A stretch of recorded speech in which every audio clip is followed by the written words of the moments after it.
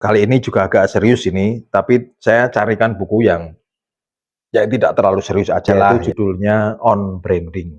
Nih, bukunya On Branding. Brand itu logo, logo itu brand. Merek itu hanyalah logo. Itu yang diketahui oleh banyak orang dan sepertinya itu juga sebetulnya kayak menjadi salah kaprah.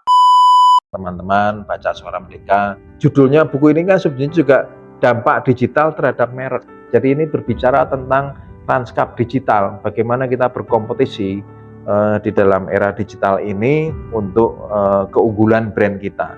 Nah itu tadi salah satu nasihat yang bagus yang bisa langsung dipraktekkan dan diterapkan. Nah ada 40 mitos, kalau kita bahas satu persatu bisa sampai besok pagi ya teman-teman. Saya ingin sedikit memperlihatkan beberapa hal penting dalam buku ini. Misalnya mitos tentang biaya. Nah, mitos yang berkembang itu, mitos hanyalah satu cara untuk membebani Anda, para pemilik brand itu lebih banyak pada produk yang sama. Nah ini yang dibongkar oleh si penulis ini dalam salah satu paragraf di dalam bab itu tadi. Ini beliau menjelaskan dengan detail sekali satu konsep mindset yang berbeda dari yang selama ini kita pikirkan dan kita lakukan. Dari penjelasannya kemudian penulis menyimpulkan, akhirnya pelangganlah yang memutuskan berapa harga yang siap mereka bayar demi sebuah merek. Nih, jadi sebetulnya yang menentukan harga itu pelanggan, konsumen, bukan produsen. Wah ini kan suatu pembongkaran mindset yang luar biasa. Produsen tentu menetapkan harga, tetapi harga itu kemudian nanti akan berkembang, akan settle, fix justru oleh pelanggan itu sendiri. Jadi yang menentukan harga itu bukan kita tetapi pelanggan. Nah untuk supaya pelanggan itu bisa terlibat dan kita bisa tahu seberapa harga itu harus ditetapkan untuk satu produk dari brand kita, ya tentu harus diawali dengan membangun brand itu. Nah ini sebuah mindset yang menurut saya cukup radikal atau sangat radikal, karena pelanggan itu yang memutuskan harga yang mereka bayar. Maka tidak ada salahnya produsen itu mensurvei berapa sih harga yang kamu mau beli dari produk saya ini. Itu kan jarang kita survei. Biasanya kan produsen itu mensurvei brand itu sendiri, produk itu sendiri. Kepuasan pelanggan bagaimana, itu kan teori-teori marketing yang konvensional. Kemudian spreadingnya bagaimana, distribusinya, akses terhadap produk dan seterusnya. Mereka tidak pernah atau mungkin enggan ya.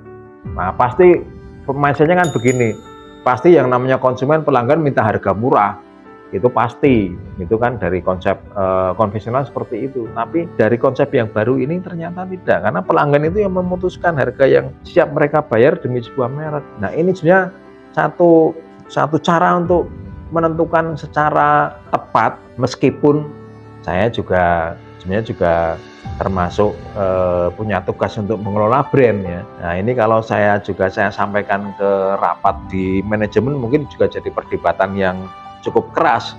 Berapa kamu mau bayar untuk produk saya ini, misalnya kan? Ada yang pasti akan bilang, wah 100, 500, 1000, 2000. Nah itu bisa jadi kontroversi.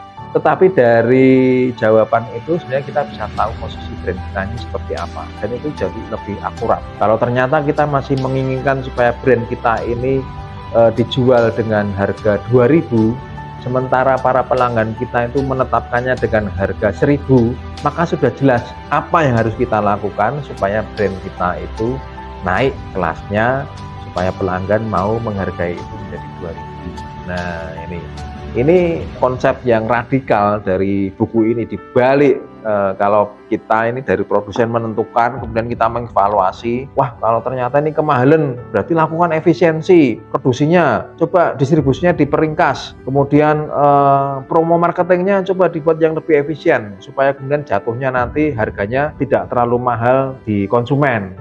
Itu kan pola pikir konsumen, produser menentukan harga. Nah di buku ini sebaliknya, pelanggan atau konsumen itu yang menentukan harga. Kita para pemilik brand ini yang harus mengikuti kemauan mereka kalau kita ingin survive, ingin sukses. Kemudian mitos kedua yang saya perlu kutip di sini karena ini penting. Sekali hilang, kepercayaan tidak akan pernah dapat dibangun kembali. Wah, ini seringkali menjadi senjata dari para brand manager, dari tim iklan, dari tim promosi. Itu trust itu penting, karena sekali kepercayaan hilang tidak akan pernah dapat dibangun kembali. Nah, ini yang kemudian dikupas oleh Simon Andy Milligan dan Simon Bailey, penulis buku ini. Memang ada upaya yang harus sangat keras untuk memulihkan kepercayaan. Tapi bukan berarti bahwa kepercayaan tidak akan pernah dapat dibangun kembali. Trust dari pelanggan, kepercayaan dari konsumen itu masih bisa diupayakan dengan pendekatan-pendekatan branding, ya, dengan strategi-strategi branding itu masih bisa dibangun kembali. Jadi jangan khawatir seolah-olah kalau sudah runtuh lalu udah nggak bisa. Tidak seperti itu, teman-teman. Beliau mencontohkan, penulis mencontohkan kasus yang dialami Samsung. Nah, kalau di contoh-contoh yang banyak disajikan di buku ini memang banyak contoh perusahaan-perusahaan besar, ya, British Petroleum, Volkswagen, kemudian ada lagi McDonald's, segala macam lah. Tapi ini saya ambil yang Samsung karena kita cukup populer di sini ya dengan produk Samsung. Nah, Samsung itu melakukan upaya yang sangat keras untuk memperbaiki kesalahan, dan itu ternyata juga berhasil untuk mengembalikan kepercayaan terhadap brand mereka.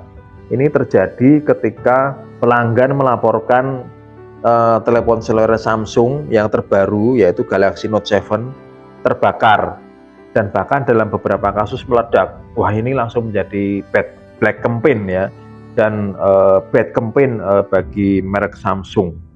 Samsung kemudian awalnya itu menarik kembali 2,5 juta ponsel dan menggantinya dengan ponsel berbaterai berbeda. Ya, mereka berharap bahwa hal itu kemudian bisa menyelesaikan masalah. Ternyata dengan menarik produk saja itu tidak menyelesaikan masalah, karena ya tetap ada yang terbakar. Nah, kemudian Samsung menarik semua Galaxy Note 7 dan mengambil langkah yang tidak biasa, yaitu breaking atau menonaktifkan secara efektif ponsel yang masih beredar sehingga tidak dapat digunakan lagi. Dengan mengakui masalah tersebut, melakukan pengujian ekstensif dan kemudian terus berusaha keras menyelesaikan masalah tersebut, Samsung mampu segera bangkit dan terus berjalan. Nah, ini bukti nyata bahwa ternyata ketika trust itu terganggu mungkin oleh suatu kesalahan, entah itu kesalahan itu disengaja atau mungkin itu human error atau mungkin juga musibah, ya, sesuatu hal, banyak hal bisa terjadi. Bukan berarti bahwa trust itu langsung hilang dan tidak bisa dipulihkan kembali. Samsung membuktikan itu, walaupun kemudian dia melakukan tindakan yang di sini disebut tidak biasa. Jadi bukan cuma menarik. Karena kalau hanya menarik ponsel Note 7 ini, ditarik semuanya ada 2,5 juta, mungkin masih ada orang-orang yang merasa bahwa ini HP saya nggak ada masalah, saya akan tetap pakai aja kok, bisa ada masalah gitu, ya kan. Tapi Samsung tidak cuma itu. Jadi kalaupun kita tidak menarik, kita tidak menyerahkan HP kita ini Samsung Note 7 itu, lalu Samsung itu sudah mematikan dari pusatnya sehingga HP kita ini tidak bisa digunakan. Ini kan langkah yang sangat radikal, yang sangat tidak biasa. Umumnya kan ya sudahlah, kalau konsumen masih mau ya nggak apa-apa, toh kita ini sudah menyampaikan bahwa kita ini mau menarik produknya, tapi kalau jenengan mau pakai ya nggak apa-apa deh, asal jangan protes, ya. Kenyataannya tidak begitu. Kenyataannya ketika terjadi masalah tetap aja cerita-cerita bad story itu muncul. Nah, Samsung melakukan hal yang tidak biasa, dimatikan semuanya, ditarik atau tidak ditarik, Note 7 sudah tidak bisa digunakan. Itu langkah radikal yang dibahas dalam buku ini, dan ternyata ini mampu menyelesaikan masalah. Sebagian besar pelanggan tetap percaya pada Samsung dan merek itu semakin sukses. Sampai sekarang kan Samsung juga masih menjadi merek unggulan, apalagi kalau bicara soal gadget, tablet itu kan bentuk Samsung itu masih belum ada yang mengalahkan. Nah,